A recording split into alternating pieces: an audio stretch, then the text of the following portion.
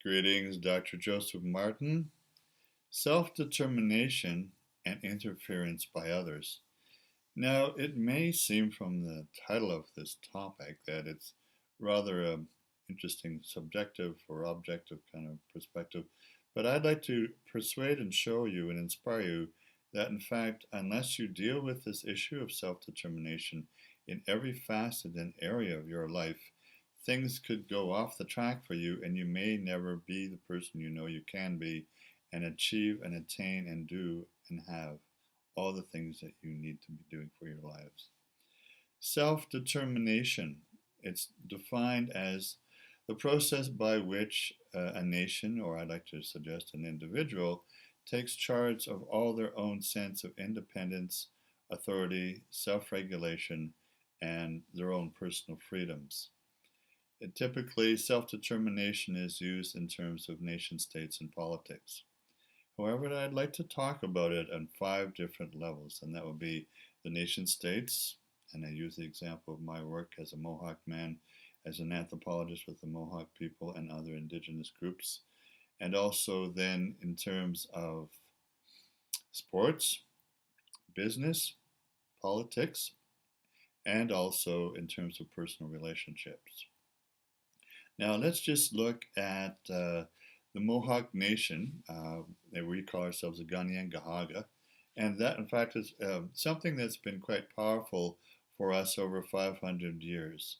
I'd like to invoke one of the creation laws here of the notion of compression and expansion, that when there's increasing interference, in this case in terms of a nation state, or any indigenous tribe or group on the planet or First Nation, that the more the interference, and interference can be defined by somebody hindering, bullying, pushing, stopping, interfering in a process that has its own right to exist and to unfold, then the greater the interference in the process of self determination, which is about occupied freedom, occupied truth, occupied love, if you like, the greater that happens, the more compression or the oppression put on a group or an individual, then the more challenges and the more fighting back that will happen in terms of self determination and nonviolent communication and blockages of the oppression. The Mohawk Nation, like other First Nations in Canada, has been under occupied territories by the non-native First Nations here for 500 years, and it's been an ongoing process without any land treaties or claims that are ratified by the Canadian government for the Mohawk First Nation to continually, generation after generation, to fight for its rights, fight in a very kind of non-violent manner, just through occupations and attempts to go to the United Nations and also to the political governments that are in the provinces and also the national federal government. I guess one of the points that I'm trying to make here is that there is an upsurge globally, consciously, for a re-indigenization of all the rights of all the First Nations. And so we have this re-indigenization process going on globally within the last, say, 50, 60 years for the assertion of the rights and the constitutional rights of the ethnic groups and the nations, whether First Nations or just third world nations, to take charge of their own reality. Now you realize that there's been a lot of back and forth with this, and I'm not getting into the politics or the history or too many examples of this. I want strictly to point this out as a theme, an issue of paramount importance that needs to be looked at. Let's move on then to sports. Now, in the games and rules of sports, let's say hockey, there's a back and forth, of course, and you can be penalized if you interfere with another hockey player, or we could say the same in football. There's a penalty, you can have timeout, and you can be thrown out of the game.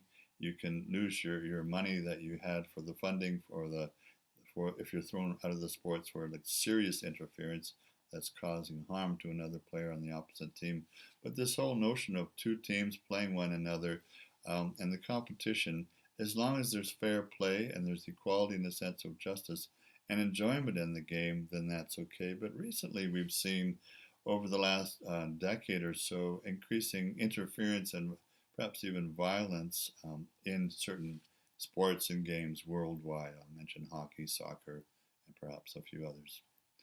So, also in the business world, you can see that often through the competition for resources or for services or for headhunting for the top kind of corporate clients or members for the board or whatever, that often what happens is that there's a lot of interference that goes on.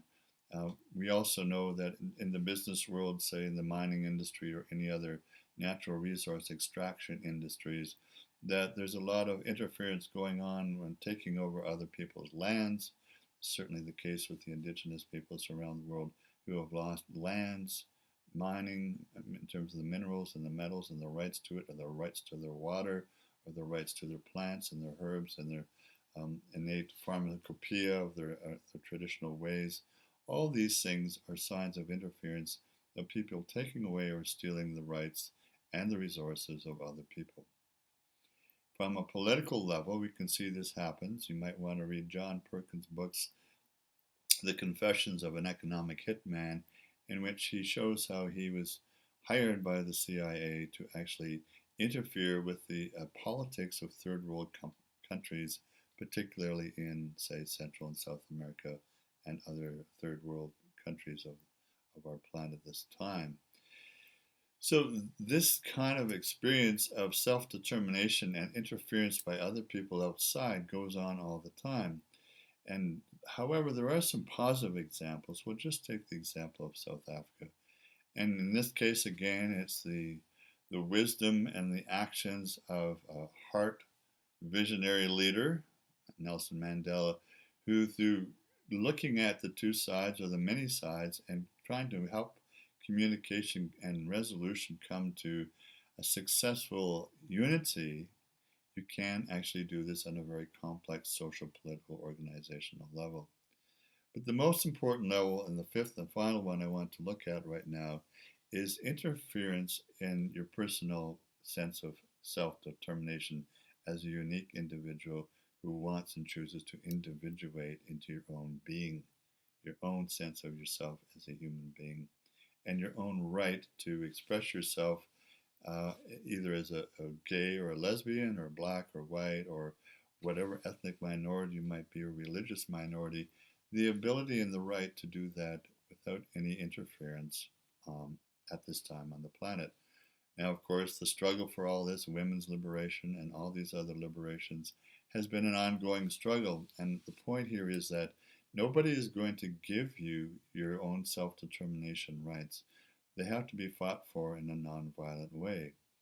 And to do this, you have to come to a sense of knowing what the issues are, understanding what you feel about this in terms of the oppression that you're experiencing, and also in your mind, the thoughts you have around this in terms of self-worth and your capacity and ability to stand up for yourself and to do something that you need to do for yourself and take charge of your life.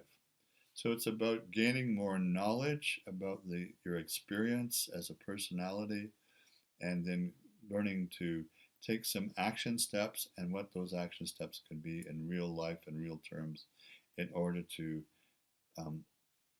achieve your self-determination. Primarily here, I'd like to point out the need for this in a psychological growth manner in terms of relationships with mother, relationships with father, relationships with siblings, relationships with spouse or significant other, and perhaps in some ways even relationships with your children. It is the right of every human individual to have personal spiritual freedom, psychological, emotional freedom, mental freedom, educational freedom, economic freedom, and you need to assert this in yourself as you grow to know who you are and what you need for yourself to make sure in a kind and generous and open communicative way that you can talk about what your needs are and assert your needs for building your self-worth in your own life to determine how you want to live and have your life. It's probably important to realize that you can't project any or at all, or not certainly not all of these needs, not even any of these needs, onto another person, say a significant other or even a friend, because only you can determine who you are, what you need, and how you best need to move forward in your life. This is paramount to growing up and becoming a full rounded spiritual, psychologically adept, awake, conscious, superconscious being. It's quite a journey. It's the only journey there is. There is no other journey because, in terms of reincarnation, of course, if you don't do it in this life and you still are bound by your fears, oppressions, anxieties, then you're bound to come back again and try to do it all over again. My inspiration and encouragement that I hope to give to you is that you do take charge of your life. And therein comes your self-worth going up to a higher scale and your true happiness and freedom. And the key, of course, is all about love and forgiveness. And we'll be looking into that again in another way. So this is part of the I Am Self-Worth training program. It's an online self-help program. And I wish you well in creating and determining what your freedoms need to be and how you're going to go about it to achieve those. Dr. Joseph Martin, Om Namah Shivaya. Take good care of yourself.